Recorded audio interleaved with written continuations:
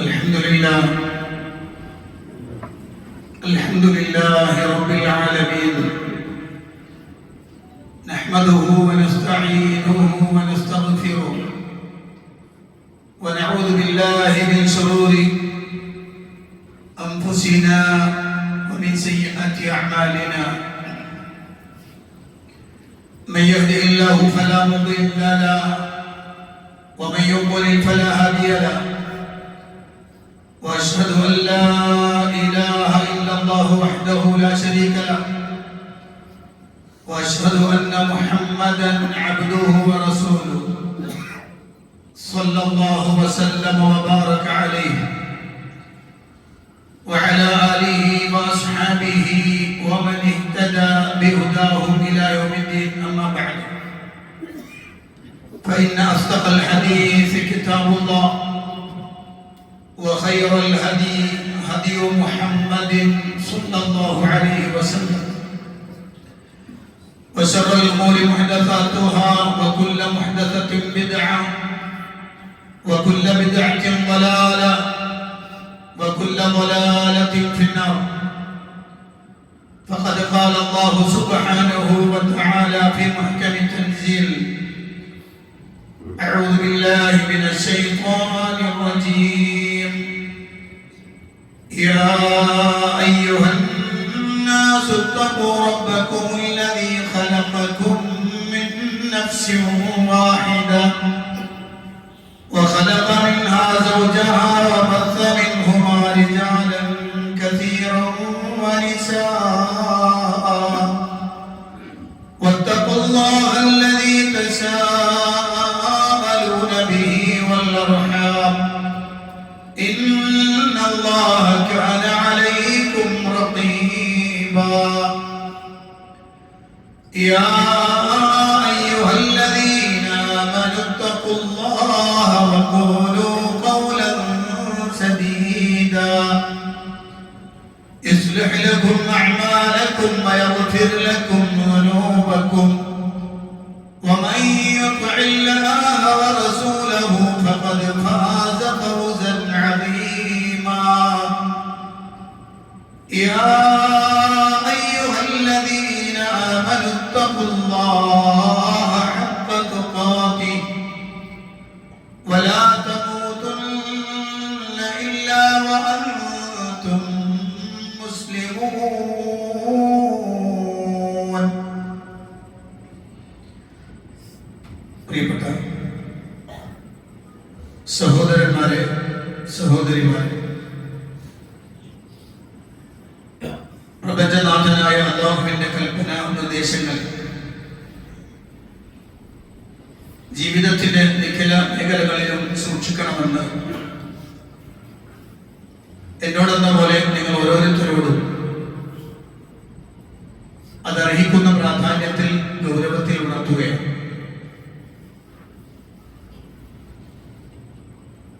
പരിശുദ്ധ റമദാൻ അത് കടന്നു വരാൻ കുറഞ്ഞ ദിവസങ്ങൾ മാത്രമാണ് ബാക്കിയുള്ളത്. നമ്മളിപ്പോൾ നിലകൊള്ളുന്നത് ശഅബാനിലാണ്. ശഅബാൻ മാസം വളരെ പ്രാധാന്യമുള്ള, വിശ്വാസികൾ ഏറെ ഗൗനിക്കേണ്ടുന്ന ഒരു മാസമാണ്. അതോടൊപ്പം തന്നെ ഈ ശഅബാനുമായി ബന്ധപ്പെട്ടുകൊണ്ട് ധാരാളം അബദ്ധ വിശ്വാസവും ധാരണകളും അതിനനുസൃതമായുള്ള പ്രവർത്തനങ്ങളും നടന്നു വരുന്നുമുണ്ട്. അതുകൊണ്ട് തന്നെ ഈ മാസത്തിന്റെ പ്രത്യേകത എന്താണെന്നും വിശ്വാസികൾ എന്ന നിലയ്ക്ക് നമ്മൾ എന്താണ് അനുവർത്തിക്കേണ്ടത് എന്നും അല്ലാഹുവിന്റെ പ്രവാചകൻ സല്ലല്ലാഹു അലൈഹി വസല്ലം അവിടുന്ന് ഈ മാസത്തിൽ എന്താണ് ചെയ്തതെന്നും പഠിച്ചിരിക്കൽ, മനസ്സിലാക്കൽ നമ്മെ സംബന്ധിച്ചിടത്തോളം വളരെ അത്യാവശ്യമുള്ള കാര്യമാണ്. അല്ലാഹുവിന്റെ പ്രവാചകൻ സല്ലല്ലാഹു അലൈഹി വസല്ലം ഈ മാസത്തിൽ അവിടുന്ന് ധാരാളം ദിവസങ്ങളിലും നോമ്പായിരുന്നു എന്ന് കാണാം. ചില ഹദീസുകളിൽ കുറച്ചു കാലം ശഅബാനിലെ ഭൂരിഭാഗം സമയവും പ്രവാചകന് നോമ്പായിരുന്നു എന്നും ചില വർഷങ്ങളിൽ നബി സല്ലല്ലാഹു അലൈഹി വസല്ലം കുറച്ചു കാലം നോമ്പെടുത്തിട്ടുണ്ടെന്നും അങ്ങനെ പല റിപ്പോർട്ടുകളും നമുക്ക് കാണാൻ കഴിയുന്നുണ്ട്. അല്ലാഹുവിന്റെ പ്രവാചകൻ സല്ലല്ലാഹു അലൈഹി വസല്ലമയിൽ നിന്ന് നിവേദനം ചെയ്യുന്ന പ്രവാചകൻ സല്ലല്ലാഹു അലൈഹി വസല്ലമയുടെ പ്രവർത്തനത്തെക്കുറിച്ച് അവിടുത്തെ പ്രിയപത്നിയായ ഉമ്മുൽ മുഅ്മിനീൻ ആയിഷ സിദ്ദീഖ റളിയല്ലാഹു അൻഹ മഹദിയവர்கள் പറയുന്നത് കാന റസൂലുള്ളാഹി സ്വല്ലല്ലാഹു അലൈഹി വസല്ലം യസൂമു ഹത്താ നഖൂല ലാ യഫ്തിർ. നബി സല്ലല്ലാഹു അലൈഹി വസല്ലം ശഅബാൻ മാസത്തിൽ നോമ്പെടുക്കാറുണ്ടായിരുന്നു. അവിടുന്ന് നോമ്പ് മുറിക്കുന്നവർ മുമ്പ് ഇല്ലാത്തൊരു ദിവസം ഉണ്ടാവില്ല എന്ന് ഞങ്ങൾ പറയുമാറ്. അങ്ങനെ പ്രവാചകൻ സല്ലല്ലാഹു അലൈഹി വസല്ലം നോമ്പെടുത്തിട്ടുണ്ട്. വയുഫ്തിറു ഹത്താ നഖൂല ലാ യസൂം. ചില സമയങ്ങളിൽ നബി സല്ലല്ലാഹു അലൈഹി വസല്ലം നോമ്പെടുക്കാതിരിക്കുന്നുണ്ട്. അഥവാ നോമ്പില്ലാത്ത അവസ്ഥ ഉണ്ടാകും. ഞങ്ങൾ പറയുന്ന നിലക്ക് നബിതങ്ങൾ നോമ്പെടുത്തിട്ടില്ല, ഈ മാസം നോമ്പെടുത്തിട്ടില്ല എന്ന് പറയുന്ന രൂപത്തിൽ. എന്നിട്ട് ആയിഷ ബി പറയാണ് ഫമാ റഅയ്തു റസൂലുള്ളാഹി സ്വല്ലല്ലാഹു അലൈഹി വസല്ലം ഇസ്തക്മല സിയാമ ശഹ്രിൻ ഇല്ല റമളാൻ. നബി സല്ലല്ലാഹു അലൈഹി വസല്ലം ഒരു മാസം പൂർണ്ണമായും നോമ്പെടുത്തിരുന്നത് റമളാനിൽ മാത്രമാണ്. വമാ റഅയ്തുഹു അക്തറ സിയാമൻ മിൻഹു ഫീ ശഅബാൻ. പിന്നെ നോക്കിയാൽ കൂടുതൽ നോമ്പെടുത്തിട്ടുള്ളത് ശഅബാനിലുമാണ് എന്ന് ആയിഷ ബി റളിയല്ലാഹു അൻഹ പ്രവാചകന്റെ പ്രവർത്തനത്തെ നമുക്ക് ബോധ്യപ്പെടുത്തി തരുകയാണ്. അവ ചില സമയങ്ങളിൽ ചില വർഷങ്ങളിൽ അവിടെ നോമ്പെടുക്കും, ചില വർഷങ്ങളിൽ അവിടെ നോമ്പെടുക്കില്ല. എന്നാൽ ഒരു മാസം പൂർണ്ണമായും നോമ്പെടുക്കുന്നത് റമദാനിൽ മാത്രമായിരുന്നു എന്ന് ആയിഷ ബി റളിയല്ലാഹു അൻഹ പറഞ്ഞത് കാണാം. ഇമാം അഹ്മദ് റിപ്പോർട്ട് ചെയ്ത മറ്റൊരു ഹദീസിൽ ഉസാമത്ത് ബിൻ സയ്യിദ് റളിയല്ലാഹു അൻഹുവിൽ നിന്ന് നിവേദനം ചെയ്ത ഹദീസിൽ കാണാം, അദ്ദേഹം പറയാണ് ഖുൽതു യാ റസൂലല്ലാഹ്, ഞാൻ റസൂലുള്ളാഹിയോട് ചോദിച്ചു, ലം അറക തസൂമു ശഹ്റൻ മിൻ ശുഹൂരി മാ തസൂമു മിൻ ശഅബാൻ. നബിയെ, നിങ്ങൾ ശഅബാനിൽ എടുക്കുന്ന അത്ര നോമ്പ് വേറെ മാസങ്ങളിലൊന്നും എടുക്കലില്ലല്ലോ. റമദാൻ അല്ലാത്ത മറ്റു മാസങ്ങളിൽ ശഅബാനിലാണല്ലോ നിങ്ങൾ കൂടുതൽ നോമ്പെടുക്കുന്നത്. എന്താണ് അതിന്റെ കാരണം എന്ന് നബി സല്ലല്ലാഹു അലൈഹി വസല്ലമയോട് ഉസാമത്ത് ബിൻ സയ്യിദ് റളിയല്ലാഹു അൻഹു ചോദിച്ചപ്പോൾ നബി സല്ലല്ലാഹു അലൈഹി വസല്ലം അതിന് കൊടുത്ത മറുപടി ذلك شهر يغفل الناس عنه بين رجب ورمضان. ശഅബാൻ എന്ന് പറഞ്ഞാൽ റജബിന്റെയും റമദാനിന്റെയും ഇടയിൽ ജനങ്ങൾ അശ്രദ്ധമായി പോകുന്ന ഒരു മാസമാണ്. ജനങ്ങൾ ശ്രദ്ധിക്കാതെ വിടുന്ന ഒരു മാസമാണ്. വഹുവ ശഹ്റുൻ തുർഫഉ ഫീഹി അൽഅഅമാലു ഇലാ റബ്ബിൽ ആലമീൻ.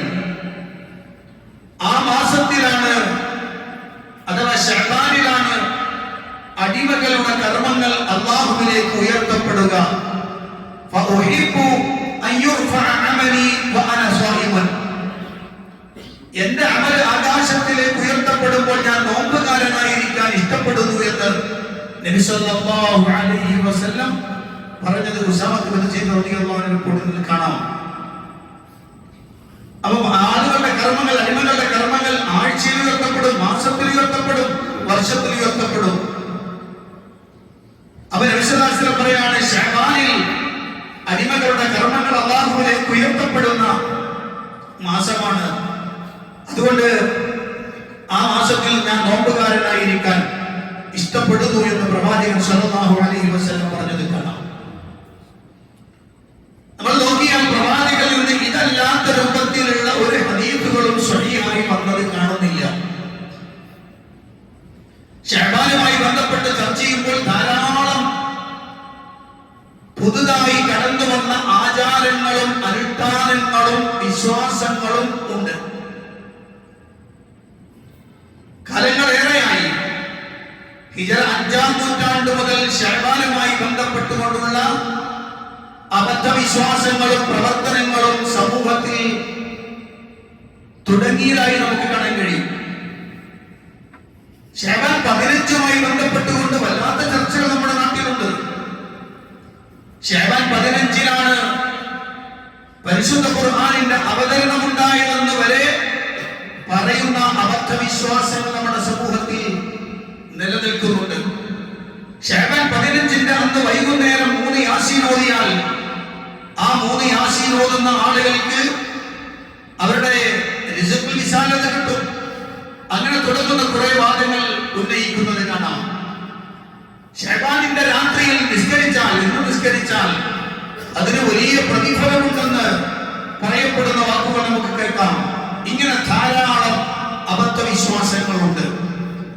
അതുകൊണ്ട് തന്നെ വിശ്വാസികൾ എന്ന നിലയ്ക്ക് നമ്മൾ ആദ്യം അറിഞ്ഞിരിക്കേണ്ടുന്ന വളരെ പ്രധാനപ്പെട്ട ഒന്ന് 6-ാം അധ്യായം സൂറ അൽ-അൻആം അതിന്റെ 153-ാമത്തെ വചനം അല്ലാഹു സുബ്ഹാനഹു വ തആല ഒരു വസിയത്ത് നൽകുന്നുണ്ട് നമുക്ക്. അതെന്താണ് അല്ലാഹു പറയാൻ?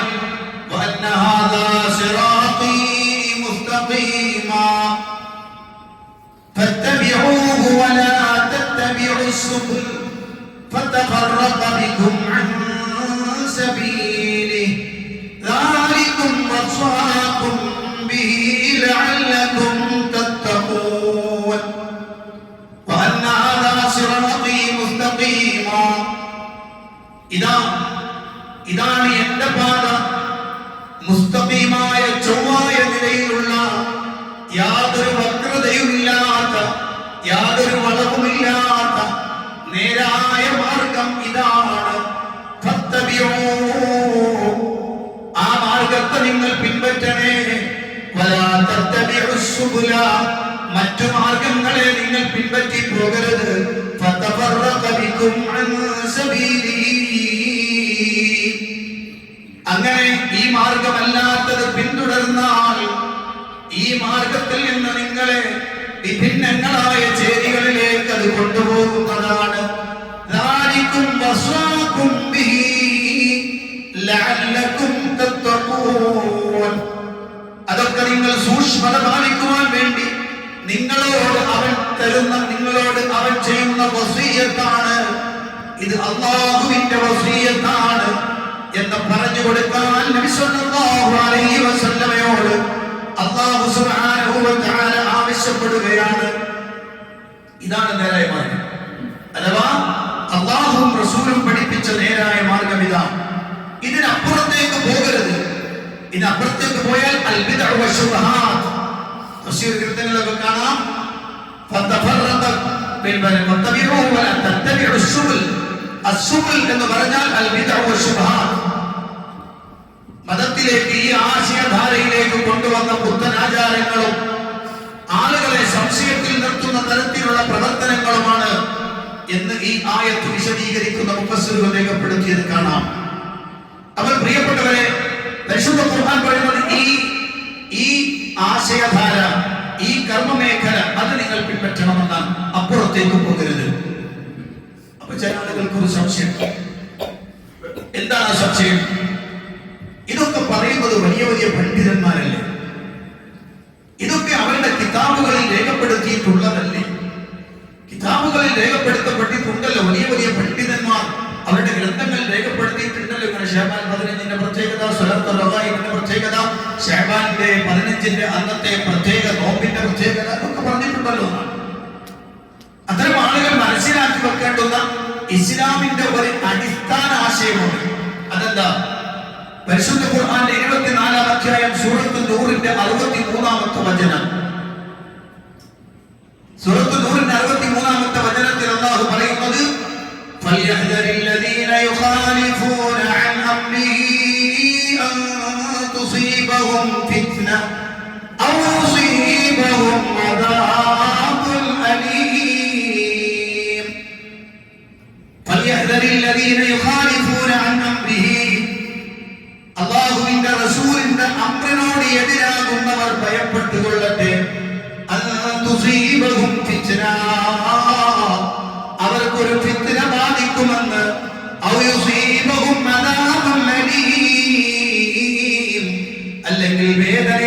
ശിക്ഷ അവരെ ബാധിക്കുമെന്ന് അവർ ഭയപ്പെട്ടുകൊള്ളട്ടെ. ഇത് പരിശുദ്ധ ഖുർആന്റെ ആയത്താണ്. ഈ ആയത്തിന് വിശദീകരണം മുഫസ്സിറുകൾ രേഖപ്പെടുത്തുന്നതിൽ ഇമാം ഖുർത്തുബി രേഖപ്പെടുത്തിയ ഒരൊറ്റ വാചകമാണ് ഈ സന്ദർഭത്തിൽ വായിക്കാൻ. എന്ന് പറഞ്ഞാൽ അല്ലാഹുവിന്റെ റസൂലിന്റെ അംറിനോട് എന്ന് പറഞ്ഞാൽ അവിടുത്തെ സുന്നത്തിനോട്, അവിടുത്തെ മൻഹജിനോട്, അവിടുത്തെ ശരീഅത്തിനോട്, അവിടുത്തെ തരീഖത്തിനോട്, അഥവാ നബി സല്ലല്ലാഹു അലൈഹി വസല്ലം കാണിച്ചു തന്ന അവിടുന്ന് ജീവിച്ച് ഇബാദത്ത് എടുത്ത് അവിടുന്ന് സംസാരിച്ച് ജനങ്ങളോട് ഇടപെടലി അങ്ങനെ അങ്ങനെ അങ്ങനെ നബി സല്ലല്ലാഹു അലൈഹി വസല്ലം കാണിച്ചു തന്നൊരു മാർഗമുണ്ട്. ആ മാർഗത്തിനെതിരാവരുത്.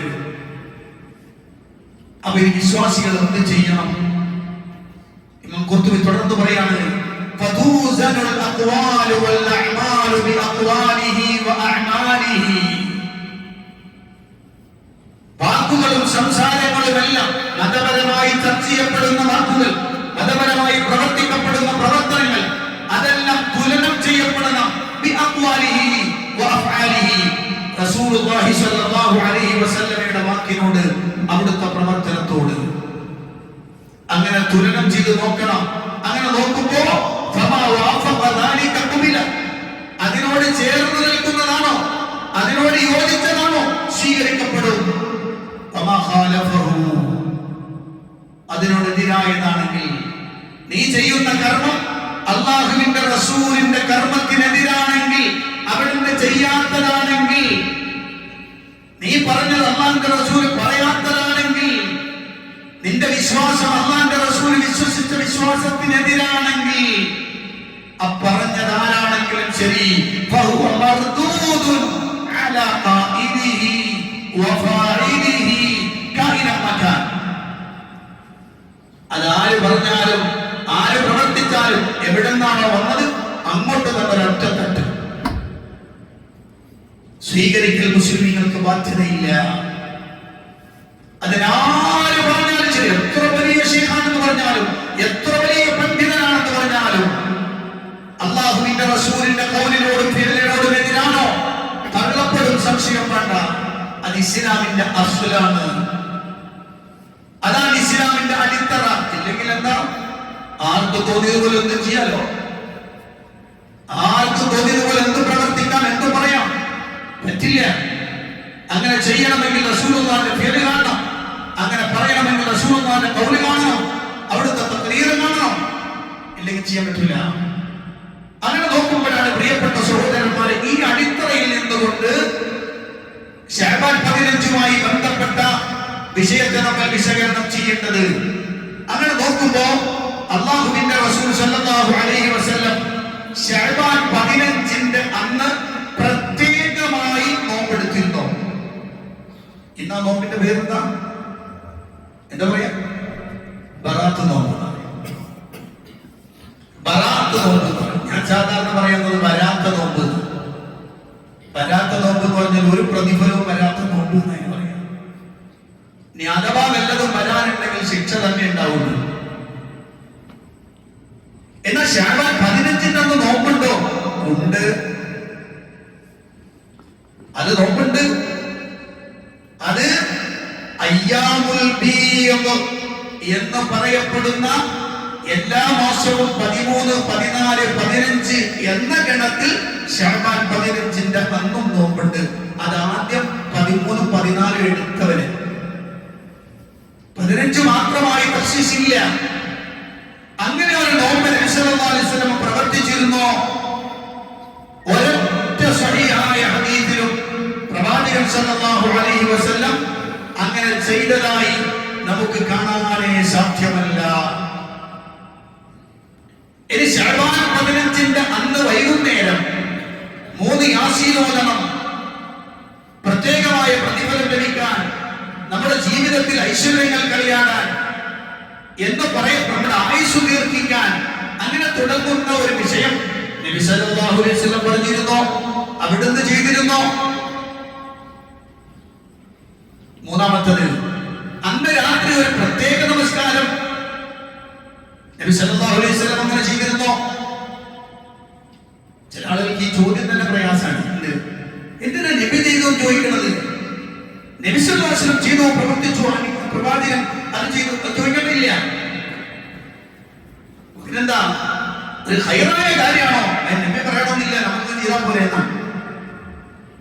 അതിന് നമ്മുടെ വീട്ടിലെ കാര്യമല്ലല്ലോ, മതത്തിന്റെ കാര്യമല്ല. ദീനിന്റെ കാര്യം അള്ളാഹുവിന്റെ ദീനാണ്. അതിന്റെ ഓർഡർ അള്ളാഹുവാണ്, ശാരീര അള്ളാഹുവാണ്. ഒരടിമ എന്ത് ഇബാദത്തെടുക്കണം അള്ളാഹ് പറയും, അപ്പൊ ചെയ്താൽ മതി. അത് റസൂലുള്ള കാണിച്ചു തരും, അപ്പൊ ചെയ്താൽ മതി. അല്ലാത്തൊരു പ്രവർത്തനത്തിലേക്ക് ഒരു വിശ്വാസിക്ക് പോകാൻ പറ്റില്ല. അത്രയും കണിശവും കൃത്യവുമാണ് ഈ മതത്തിന്റെ പ്രത്യേകത. നിങ്ങൾ ആലോചിച്ച് നോക്ക്, അന്നാണ് ലൈലത്തുൽ ഖദ്ർ അഥവാ ലൈലത്തുൽ ബറാഅ എന്ന് പറഞ്ഞാൽ അത് ഖുർആൻ ഇറങ്ങിയ ദിവസമാണ് എന്ന് വിശ്വസിക്കുന്ന വിശ്വാസം. ഞാൻ ഇന്ന് ഈ 3 മാത്രം പെട്ടെന്ന് പറയാം. ഈ വിഷയം ലോകത്ത് കടന്നു വരുന്നത് എപ്പോഴാണ് ഈ ശഅബാൻ 15 രാത്രിയിൽ ഒരു പ്രത്യേക ചികിത്സയും നിസ്കാരവും ഒക്കെ കടന്നു വന്നത് എന്നാണ്. അത് പണ്ഡിതന്മാർ രേഖപ്പെടുത്തിയത് കാണാം. ഈ സംഭവത്തെ കുറിച്ച് വിശദീകരിക്കുന്ന ആളുകൾ, വിശകലനം ചെയ്ത ആളുകൾ പറഞ്ഞു. അവർ പറഞ്ഞത് വളരെ പ്രാധാന്യത്തോടുകൂടി അബൂ മുഹമ്മദ് അൽ-മഖ്ദസി അദ്ദേഹത്തിന്റെ ഗ്രന്ഥം അൽ-ബാഇസ് അലാ ഇൻകാരിൽ ബിദ്അ വൽ ഹവാദിസ്, അത് ധാരാളം ഗ്രന്ഥങ്ങൾ അതുണ്ട്. ഒന്ന് മാത്രം പറഞ്ഞു നോക്കാം. അതേ പറയാം, ലം യകുൻ ഇൻദനാ ബി ബൈത്തുൽ മഖ്ദിസ് സ്വലാത്തു റഗായിബ് ഹാദിഹി അല്ലതി തുസല്ലി ഫി റജബ് വലാ സ്വലാത്തു ശഅബാൻ. ഈ റജബ് മാസത്തിൽ നിസ്കരിക്കുന്നതും ശഅബാൻ 15 നിസ്കരിക്കുന്നവരുടെ നിസ്കാരം ബൈത്തുൽ മുഖദ്ദസിൽ ഉണ്ടായിട്ടുണ്ടായിരുന്നില്ല, ഇല്ലായിരുന്നു. وأول ما حدثت عندنا يعني صلاة شعبان في سنة 48 و400. ഇത് ബൈത്തുൽ മുഖദ്ദസിലാണ് ആരംഭിച്ചത്. അത് ആരംഭിച്ചത് എന്നാണ്? ഹിജ്റ 448 എങ്ങനെയാണ് ഇത് ഉണ്ടായത്? ഒരു ശഅബാൻ 15 രാത്രിയിൽ ഖദിമ അലൈനാ ഫി ബൈത്തുൽ മുഖദ്ദസ് റജുലുൻ മിൻ നാബൽസിൽ നിന്ന് ഒരാള് ബൈത്തുൽ മുഖദ്ദസിലേക്ക് വന്നു. യുറഫ് ബിബ്ന അബിൽ ഹംറ, അബുൽ ഹംറ എന്ന് വിളിക്കപ്പെടുന്ന ഒരു മനുഷ്യനാണ് വന്നത്. അയാളുടെ പ്രത്യേകത വകാന ഹസന തിലാവ, നല്ല സുന്ദരമായി ഖുർആൻ ഓതാൻ കഴിയുന്ന ആളാണ്, നല്ല ഭംഗിയുള്ള ഖിറാഅത്താണ് അയാൾ. അങ്ങനെ ഫഖാമ യുസല്ലി ഫിൽ മസ്ജിദിൽ അഖ്സ ലൈലത്തുൽ നിസ്ഫി മിൻ ശഅബാൻ. ശഅബാനിന്റെ 15 രാത്രി അയാൾ ബൈത്തുൽ മുഖദ്ദസിൽ വന്നിട്ട് നിസ്കരിക്കാൻ വേണ്ടി കൈകെട്ടി അയാൾ ഖുർആൻ പാരായണം തുടങ്ങി. അപ്പൊ എന്ത് ചെയ്തു? അപ്പൊ കാണാം അയാൾ പിന്നിൽ വന്ന് വേറൊരാൾ തുടർന്നു. പിന്നെ 2ാമത് 3ാമത് 4ാമത് ആളുകൾ വന്നു. ആ നമസ്കാരം അവസാനിക്കുമ്പോൾ ഒരു വമ്പിച്ച ജനാവലി, ഒരു വലിയ ജമാഅത്ത് ആ ബൈത്തുൽ മുഖദ്ദസിൽ നടന്നു.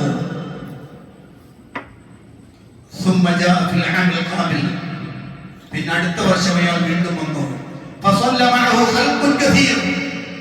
അന്നയാളുടെ പിന്നിൽ വമ്പൻ ജനങ്ങളായിരുന്നു ഉണ്ടായിരുന്നത്.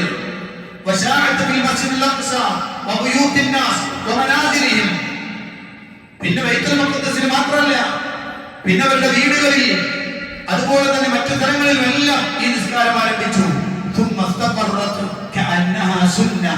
പിന്നെ അത് സമൂഹത്തിൽ ഉറച്ചു, അതൊരു സുന്നത്ത് പോലെയായി തീർന്നു.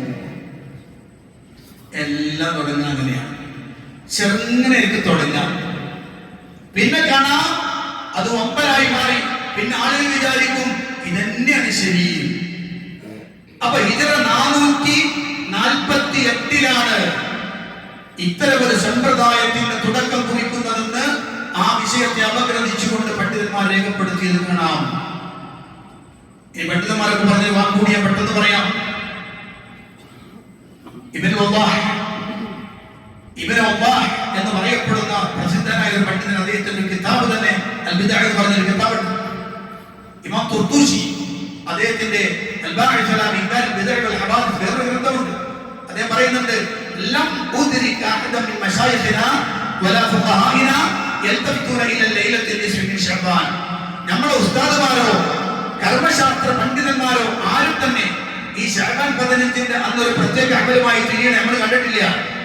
പല മുദ്രിക അഹദം മിന്നും യദ്കുറു ഹദീഥ ഖുഹൂൽ വലാ യറലഹ ഫദ്ലൻ അലാ മാ സിവാഹ മിനൽ ലയാലി. ചില പണ്ഡിതന്മാർ പറയുന്നത് പോലെ ഇതിന് പ്രത്യേക ഫദ്ലുണ്ട്, ശക്തതയുണ്ട് എന്ന് പറയപ്പെടുന്ന ഒന്നും തന്നെ അവരാരും പറഞ്ഞത് ഞങ്ങൾ കണ്ടിട്ടുമില്ല, ഞങ്ങൾ മനസ്സിലാക്കിയിട്ടുമില്ല എന്ന് പണ്ഡിതന്മാരൊക്കെ രേഖപ്പെടുത്തുകയാണ്.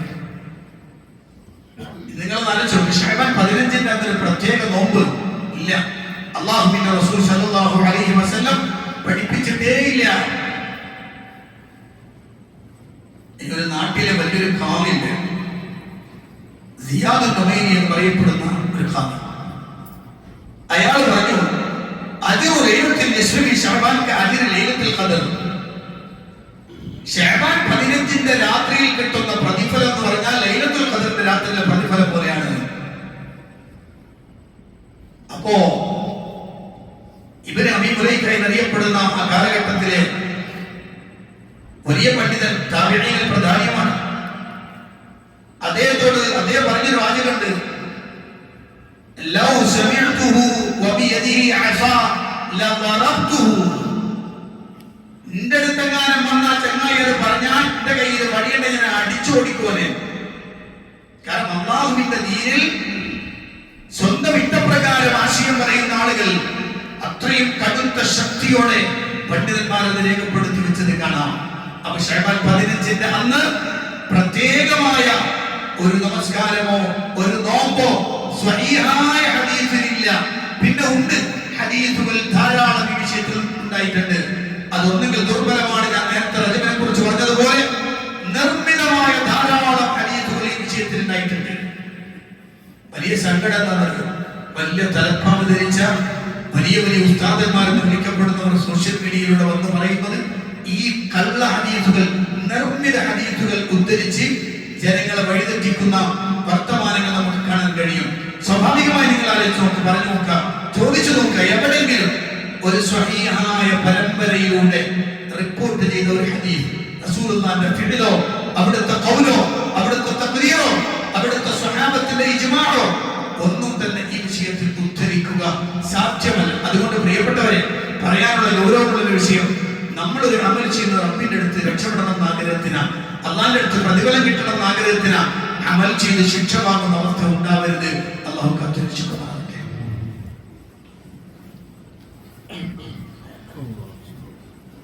അൽഹംദുലില്ലാഹി റബ്ബിൽ ആലമീൻ, الصلاة والسلام على أشرف الأنبياء والمرسلين نبينا الحبيب محمد صلى الله عليه وسلم وعلى آله وصحبه ومن تبعهم بإحسان إلى يوم الدين. أما بعد اتقوا الله عباد الله. പ്രിയപ്പെട്ട സത്യവിശ്വാസികളെ, വിശ്വാസിനികളെ, അല്ലാഹുവിന്റെ കൽപ്പനകൾക്കനുസരിച്ച് ജീവിക്കണം എന്നൊരിക്കൽ കൂടി എന്നോടും നിങ്ങളോടും ഉണർത്തുകയാണ്. ഒരു വാചകം കൂടി അതിലേക്ക് ചേർത്ത് വെക്കുകയാണ്. ദുർബലമായ ഹദീസാണെങ്കിലും അമൽ ചെയ്യുന്നതിന് വല്ല കുഴപ്പമുണ്ടോ എന്ന് ചില ആളുകൾ ചോദിക്കാറുണ്ട്. ചില പണ്ഡിതന്മാർക്ക് ദുർബലമായ ഹദീസാണെങ്കിലും തർഗീബിന് ഉപയോഗിക്കാം എന്ന് ചില ആളുകൾ കണ്ടെത്തിയതും പണ്ഡിതന്മാർക്ക് രേഖപ്പെടുത്തിയതും കാണാം. പക്ഷെ ഒരു കാര്യം നമ്മൾ മനസ്സിലാക്കി വെക്കേണ്ടതുണ്ട്. ഒരു ദുർബല ഹദീസ് എന്ന് പറഞ്ഞാൽ അത് സ്വീകരിക്കാൻ പറ്റാത്തതാണെന്ന് പറയുമ്പോൾ സ്വാഭാവികമായി നമുക്ക് മനസ്സിലാക്കാം അതിലെന്തോ കൈക്രിയ നടന്നത് കൊണ്ടാണ് അങ്ങനെ ആയത്. അപ്പൊ കൈക്രിയ നടന്നൊരു സാധനമാണെങ്കിൽ ആ സാധനം അല്ലാഹുവിന്റെ റസൂൽ പറഞ്ഞിട്ടില്ലാത്തതാണെന്ന് ബോധ്യാകുന്നുണ്ട്. അങ്ങനെ വരുമ്പോൾ സ്വാഭാവികമായും നബി തങ്ങളുടെ പേരിൽ കള്ള ആരോപണം നടത്തി അല്ലെങ്കിൽ പ്രവാചകൻ പറയാത്തത് പറഞ്ഞതിൽ വേറെ കൂടി ഫിറ്റ് ചെയ്തൊക്കെ കൊണ്ടുവരുമ്പോഴൊക്കെയാണ് ഇതിന് ദുർബലമെന്ന് പറയാം. അപ്പൊ സ്വാഭാവികമായി നമ്മൾ ശ്രദ്ധിക്കണം, അങ്ങനെ ഒരു സാധനമാണെങ്കിൽ ഇവൻ അല്ലാഹുവിന്റെ റസൂലിന്റെ പേരിൽ കളവാണല്ലോ പറഞ്ഞത്, ഇവൻ പറയാൻ പോകുന്നതും ചെയ്യാൻ പോകുന്നതും കളവായിട്ടാണല്ലോ. അങ്ങനെ വരുമ്പോൾ അതിന്റെ ഗൗരവം എത്ര വലുതാണ് എന്ന് ശ്രദ്ധിക്കണം. അതുകൊണ്ടാണ് ഇബ്നു ഹംബലിയെ പോലുള്ള ആളുകൾ പറഞ്ഞു, ദുർബലമായ ഹദീസ് വെച്ച് ഒരു തെളിവ് പറയാൻ പറ്റൂല. ഇങ്ങനെ ഒരു സാധനം നിങ്ങൾ ചെയ്യണേ പാടില്ല പറയാൻ. അതിന് സ്വഹീഹായ ഹദീസ് വേണം. അത് പ്രവാചകരിലേക്ക് കൃത്യമായി എത്തുന്ന പരമ്പര ഉണ്ടാവണം. അതിന്റെ മത്തില് ആ പറയപ്പെടുന്ന വാക്ക്, അതിൽ പറയപ്പെടുന്ന ആ വേർഡ് വിഷയം അള്ളാഹുവിന്റെ റസൂല് പഠിപ്പിച്ച ആശയത്തിന് വിരുദ്ധമാവരുത്. ഇസ്ലാമിൽ അറിയപ്പെട്ട മറൂറായി അറിയപ്പെട്ട വിഷയത്തിന് വിരുദ്ധമാവരുത് എന്ന് കണിച്ചു കൃത്യമായി പണ്ഡിതന്മാർ സ്വഹീഹിന്റെ പ്രത്യേകത പറഞ്ഞപ്പോ, സ്വീകരിക്കപ്പെടുന്ന പ്രവാചക വചനങ്ങളെ കുറിച്ച് പറഞ്ഞപ്പോ കൃത്യമായി രേഖപ്പെടുത്തിയിട്ടുണ്ട്. അതുകൊണ്ട് പ്രിയപ്പെട്ടവരെ, നമ്മൾ ചെയ്യുന്ന അമലുകൾ ഇങ്ങനെയാണോ എന്ന് പരിശോധിക്കേണ്ടതുണ്ട്. ശഅബാനിലെ 13, 14, 15 നോമ്പെടുത്തോളൂ. വേണമെങ്കിൽ ശഅബാനിലെ കുറെ കൂടുതൽ ദിവസങ്ങൾ നോമ്പെടുത്തോളൂ. അല്ലാഹുവിന്റെ പ്രവാചകൻ സല്ലല്ലാഹു അലൈഹി വസല്ലം പറഞ്ഞു, ജനങ്ങൾ അശ്രദ്ധയിലായി പോകും. അശ്രദ്ധയാവരുത്. തൊട്ടടുത്ത് റമദാൻ വരാൻ പോകുന്നുണ്ട്. അതിലേക്കുള്ള ഒരു മുന്നൊരുക്കമായിക്കോട്ടെ ശഅബാൻ. അങ്ങനെ മനസ്സും ശരീരവും ഉണർന്ന് ഒരുങ്ങി അങ്ങോട്ടെത്താൻ. ഒരിക്കലും ബിദ്അത്തിലൂടെയും ഖുറാഫത്തിലൂടെയും വലിയ ശിർക്കൻ പ്രവർത്തനങ്ങളിലൂടെയും അങ്ങോട്ട് എത്താൻ ശ്രമിക്കരുത്. അല്ലാഹു സുബ്ഹാനഹു വ തആല അത്തരം പ്രവർത്തനങ്ങളെല്ലാം നമ്മളെ കാത്തുരക്ഷിക്കുമാറാവട്ടെ. അല്ലാഹുവിന്റെ ദീനിനെ കൃത്യമായി മനസ്സിലാക്കി ഉൾക്കൊണ്ട് മുന്നോട്ട് പോകണമെന്ന് ഉണർത്തുകയാണ്. നമ്മുടെ കോളേജിന്റെ പിരിവുമായി ചില കുട്ടികൾ എത്തിയിട്ടുണ്ട്. കഴിവുന്നവർ അതിനോട് സഹകരിക്കാൻ കഴിയുന്നവർ സഹകരിക്കണമെന്ന് കൂടി ഉണർത്തുകയാണ്. അല്ലാഹു അനുഗ്രഹിക്കുമാറാവട്ടെ. നമ്മുടെ പ്രവർത്തനങ്ങൾ സ്വീകരിക്കുകയും അർഹമായ പ്രതിഫലം അനുഗ്രഹിക്കുകയും ചെയ്യുമാറാവട്ടെ. വന്നുപോയി തെറ്റുകുറ്റങ്ങൾ അല്ലാഹു വിട്ടുപുറത്തു മാപ്പാക്കി തരുമാറാവട്ടെ. മരണപ്പെട്ടവർക്ക് അല്ലാഹു മഗ്ഫിറത്തും റഹ്മത്തും പ്രദാനം ചെയ്ത് അനുഗ്രഹിക്കുമാറാവട്ടെ. അല്ലാഹു മഗ്ഫിറിൽ മുഅ്മിനീന വൽ മുഅ്മിനാത്ത് المسلمين والمسلمات الأحياء منهم والأموات إنك مجيب الدعوات وقاضي الحاجات. اللهم أعز الإسلام والمسلمين وأذل الشرك والمشركين. اللهم دمر أعداءنا وأعداء الدين بما شئت وكيف شئت يا ذا الجلال والإكرام. ربنا تقبل منا إنك أنت السميع العليم وتب علينا إنك أنت التواب الرحيم. ربنا آتنا في الدنيا حسنة وفي الآخرة حسنة وقنا عذاب النار. آمين برحمتك يا أرحم